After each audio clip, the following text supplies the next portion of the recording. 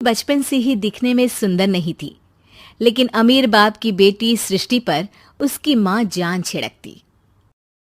मेरी बेटी कितनी प्यारी है। भगवान सबको सृष्टि जैसी बेटी दे। सृष्टि धीरे धीरे बड़ी होती है। एक दिन सृष्टि की सहेली कहती है, तू दिखने में कितनी अजीब सी है, लेकिन मैं जानती हूँ हम सब में सबसे अच्छी शादी तो तेरी ही होगी।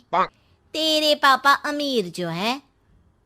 और बता नहीं सकते यार, दहेज तो हर कोई देता है, ये क्या ज्यादा ले जाएगी अपने पति के लिए? अरे बड़े शहर में कोठी है इसके पापा की। अरे पापा की है ना, कौन सी इसकी है? इसकी होती तब तो कोई भी लड़का इससे शादी कर लेता। अरे पापा की मतलब पापा की है तो मेरी ही है ना?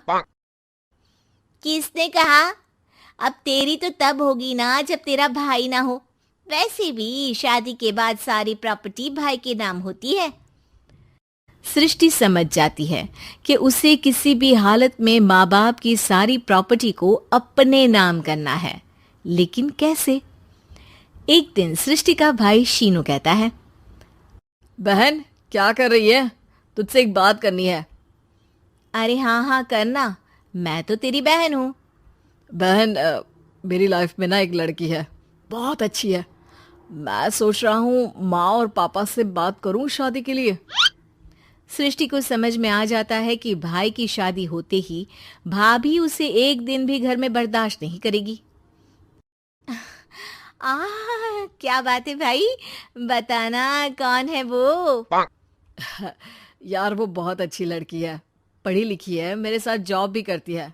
बस एक प्रॉब्लम है। प्रॉब्लम? क्या प्रॉब्लम है भाई? यार वो शादीशुदा है, लेकिन उसके पति ने उसे सिर्फ इसलिए छोड़ दिया क्योंकि उसके माँ बाप दहेज नहीं दे पाए। सृष्टि ये सुनकर न जाने क्यों खुश हो जाती है। अरे भाई तो क्या हुआ, लड़की तुझे तो पसंद है ना? शीनू को लगता है कि बहन उसे समझ रही है। वो इस बात से अनजान होता है कि उसकी बहन की मंशा पूरा घर हड़पने की है। सृष्टि अपनी माँ से कहती है, मम्मी मुझे तो बहुत चिंता है। पता है शीनू क्या कर रहा है? अरे क्या कर रहा है? वो तो काम पर जाता है और वापस घर आता है। नहीं ना माँ, वो यही तो नहीं कर रहा, बाकी सब कर रहा है। आपको पता है उससे प्यार है, और वो भी एक शादीशुदा लड़की से। ये क्या हो गया? मैं सोसाइटी में क्या मुंह दिखाऊंगी?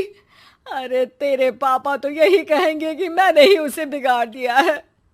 माँ देखो, मेरी बात मानो, पापा पर भी विश्वास करने की जरूरत नहीं है। अब आप ही बताओ, पापा इतनी देर घर के बाहर रहते हैं क्यों? बोलो। अरे बेटा वो तो नौकरी करते हैं ना। तू बहुत भोली है माँ। पापा का ऑफिस तो 7 बजे खत्म हो जाता है, लेकिन देखो कितनी देर से आते हैं। अरे नहीं नहीं बेटा, ऐसी कोई बात नहीं है। सृष्टि माँ को एक औरत से बात करते पिता की फोटो दिखाती है। देखो माँ, कैसे हैं पापा? मैं ना कहती थी कि पापा सही नहीं है।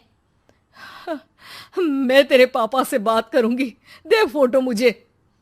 ओ माँ, वो तो डिलीट हो गई। लेकिन चल, तूने तो देख लिया ना। पापा से बाद में बात कर लेना, और हाँ, मेरा नाम बिल्कुल मत लेना। हाँ माँ। अब क्या था, सृष्टि के माँ और पिता के बीच झगड़ा होना शुरू हो जाता है। सृष्टि के मन में क्या चल रहा था कोई नहीं जानता था।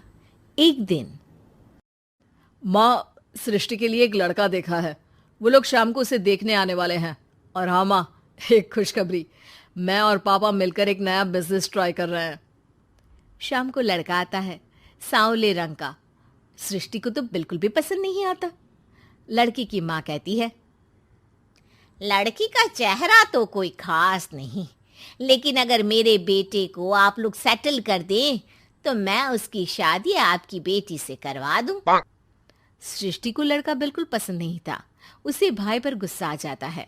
लड़के वालों के जाने के बाद कहती है, माँ देखा, शीनू मेरे लिए कैसा लड़का लेकर आया, न दिखाने लायक न सुनने लायक, सेटल भी नहीं, वो भी हम करें। अरे माँ, मैं जानती हूँ ये मेरी शादी किसी भी घर में क्यों करवाना चाहता है। अरे कैसी बात कर रही है बहन? तूने तो देखा ना, लड़के को मैंने ही मना कर दिया तुझसे शादी के लिए। जिसने लड़का बताया था उसने उसकी बहुत तारीफ की थी। बात आई गई हो जाती है, लेकिन सृष्टि का मन शांत नहीं होता। क्या करूं, कुछ समझ में नहीं आ रहा। मेरी शादी हो गई तो ये लोग पूरी प्रॉपर्टी शीनू के नाम कर देंगे, मेरे हाथ तो कुछ लगेगा ही नहीं। तभी सृष्टि को आइडिया आता है। वो किसी वकील को फोन करती है। जी देखिए, अगर आपके मम्मी पापा का तलाक हो जाता है तो आपके पिता की आधी प्रॉपर्टी आपकी माँ के नाम हो जाएगी, फिर उसे वो किसी को भी दे सकती है। सृष्टि अब माँ को बेटे के खिलाफ भरती है। माँ, शीनू पर नजर रखा करो, वो जिस लड़की के प्यार में है ना वो शादीशुदा है। यहाँ आएगी, सारा पैसा रुपया जमीन जायदाद सब हड़प लेगी। पापा का भी हाल तुमसे छुपा नहीं है। ऐसा ना हो कि मैं और आप एक दिन सड़क पर भीख मांगे। हे भगवान, मैं तो जीते जी मर जाऊंगी अगर ऐसा हो गया तो। ऐसा हो गया नहीं माँ, ऐसा ही होगा। अभी समय है, आगे का सोच लो। मैं तो कहती हूँ पापा से आधी प्रॉपर्टी लेकर अलग हो जाओ। पापा की आधी प्रॉपर्टी भी हम लोगों को अगर मिल जाती है ना तो अगले 7 जन्म सफल समझो। बेचारी माँ बेटी के कहने पर पति से तलाक लेकर अलग हो जाती है। सृष्टि अब पैसों से गाड़ी और अपने दूसरे महंगे शौक पूरे करने लगी। उसके दोस्त भी उसके पैसे इस्तेमाल करते। सृष्टि, कल तुम कहाँ थी? मैं सारा दिन घर पर अकेली थी। तो मैं क्या करूं? मैंने ठेका तो नहीं लिया है ना तुम्हें संभालने का। माँ को सृष्टि से ये उम्मीद नहीं थी। वो बैठकर रोने लगती है। वहीं उसका पति यानी कि सृष्टि के पिता आ जाते हैं। मैं जानता था कि तुम्हारा यही हाल होगा, तो आपने मुझे रोका क्यों नहीं? मैं रोकता तो तुम रुकती क्या? सृष्टि के कहने पर तुमने मुझ पर अपने बेटे पर शक किया, लेकिन तुम ये भूल गई कि कैसे हम दोनों ने मिलकर जीवन में इतना सब खड़ा किया। माँ पति के गले लग जाती है। मुझे माफ कर दीजिए, मैंने आपकी कमाई का एक बड़ा हिस्सा गवा दिया। कोई बात नहीं, तुम साथ हो तो मैं ऐसी 7 प्रॉपर्टी खड़ी कर दूंगा। तभी वहां सृष्टि आ जाती है रोते हुए। माँ, मयंक ने मुझे छोड़ दिया। वो बोल रहा था जब तक मेरे पास पैसे थे तब तक ही वो मेरे साथ था। पापा, माँ, मुझे माफ कर दीजिए।